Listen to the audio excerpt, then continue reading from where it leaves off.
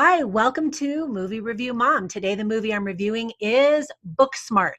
It is rated R, it's 105 minutes, and the grade that I gave it is a D for disgusting teenagers. This movie is garbage. From a mom's perspective, this coming of age movie is just trash. Every single Gen Z teenager featured in this film lives in the gutter. Seriously. I mean, I know I'm a mom, right? So this is my perspective. But other than wanting to get into a good college, none of these teenagers seem to have any moral or good behavior at all. Their language is filthy. They do drugs. They engage in underage drinking. They're disrespectful to adults and to each other. They trash talk everything and everybody and are constantly looking to hook up with someone. That's not my idea of a fun, insightful comedy, even of teenagers today. So beautiful Olivia Wilde has her directorial debut, and she gives us a wild movie indeed. She said that some of the teen flicks from the 80s and 90s were her inspiration, such as The Breakfast Club, Fast Times at Ridgemont High, and Clueless. And I guess she just decided to turn these carefree movies into rated R garbage.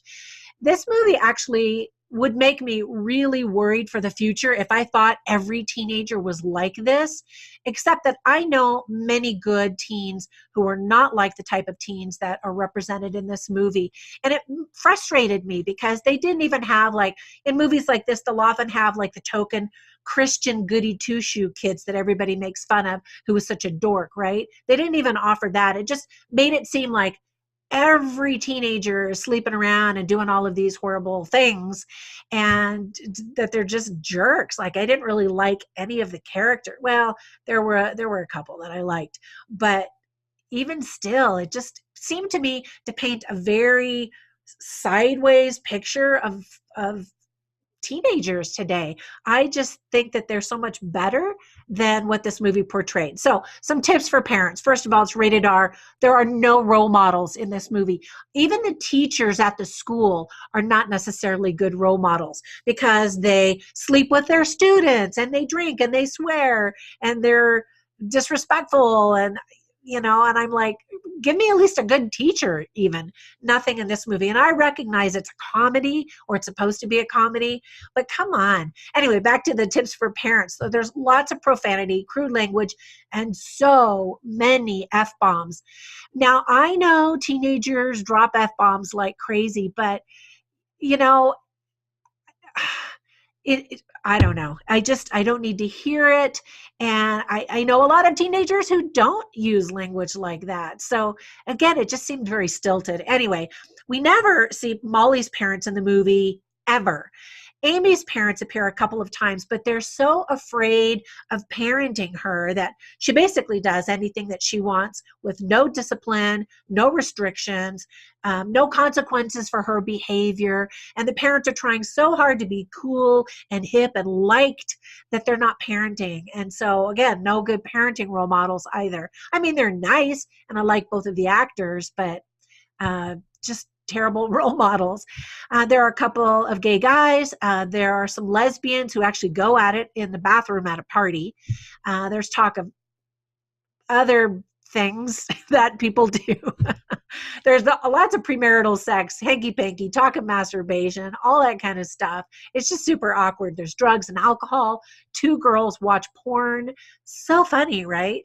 I just think that's so stupid. A bunch of teens swim in their underwear at a party. Nobody seems to bat an eye. Even these like shy kids are just like ripping off their clothes. You could never have paid me money to do that as a teenager. Now, social justice warriors will think that this movie is bold and brilliant because everybody is trying to be so politically correct and give equal time to everybody, which is great, but you can do it in a better way, I think, anyway. And then this is yet one more movie about female empowerment, and it shows just that men are dismissed as useless or as sexual objects. There's no good, strong male role models either. I do like the dad. He's very sweet. He tries to communicate, which is great. But again, he's also a little afraid of his daughter. in that regard.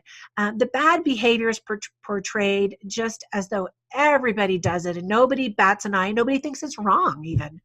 The premise of the movie is that Molly and Amy worked hard all throughout their high school years to get into a good college with their good grades, but then they learned that they could have partied all those years like everybody else at the high school, and that would have been a better use of their time. So now they're trying to make up for lost time, and it's just ridiculous. Not everybody parties in high school either, and not every party has to be filled with alcohol and drugs and sex. I'm just saying.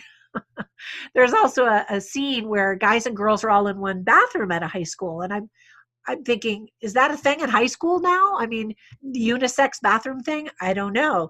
I used to teach at a high school, and we didn't have that, so I don't know what's going on. Some themes, positive themes are, I really like the very beginning of the movie because Molly wakes up and she hears these recordings that are these positive affirmations. And so one is greatness takes sacrifice.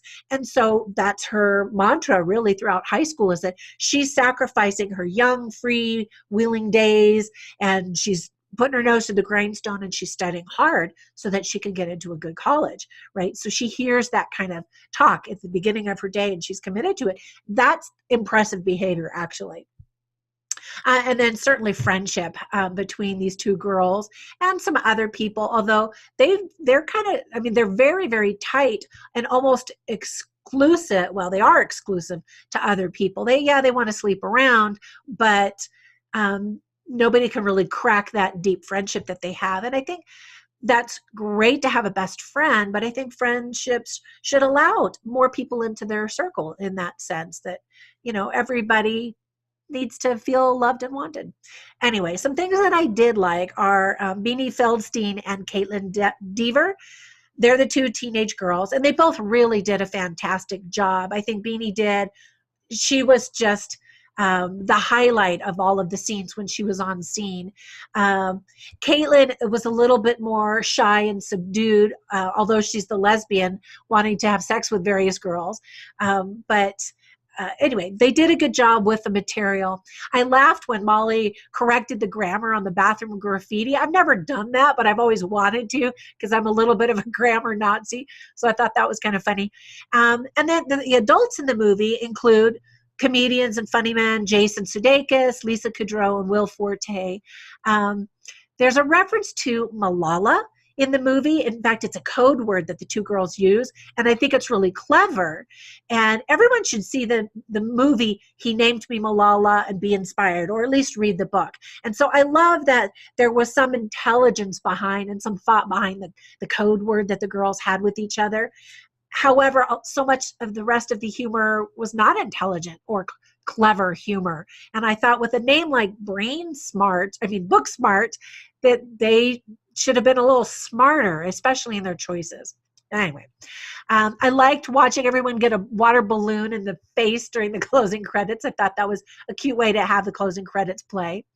And if it weren't for the constant flood of F-bombs, which were just so annoying, I mean, I get one every now and then for emphasis, but it's just a constant onslaught. Some of the dialogue is actually amusing and even quotable, minus all the profanity that's in almost every sentence in the movie. So annoying. DJ and producer Dan the Automator composed the score for this music. And I thought that they did a really good job matching the lyrics for the moment, just to kind of illustrate and emphasize what was happening, either to these two girls in particular or other characters. So I did think that was good. Some other things that I didn't like is that, like I said, it's just not that funny. It seemed like the script was written more for shock value, than for actual clever humor. And Billie Lourd, who plays Gigi, is her character is just a total psycho who's really more pathetic than funny. And anyway, she just bugged me. I mean, she did a good job with the role, but she also looked like she was in her 20s and not a high school. In fact, almost all of the teenagers looked like it had been many years since they were in high school. Some of the teachers that we meet at the high school have potty mouths and they act unprofessionally. I mentioned that before. And, one movie that I thought that had a better cast because they looked younger is the movie Eighth Grade. It's also filled with a lot of profanity and some things that I didn't really like. But if you like this movie, I think that you'll really like that movie. And I thought that one was actually better done. But still, good for Olivia Wilde for going from being beautiful actress to now directing a movie. So kudos to her. All right, that's it for today. Be sure to hit the subscribe button. And thanks for visiting the site. I love it when you guys comment and tell me what you thought of the movie. I recognize not everybody's going to agree. And of course, I'm talking from a mom's perspective. I would not want my kids to see this movie and certainly not act like any of the teenagers in this movie. Anyway, that's my 2 cents. Bye for now.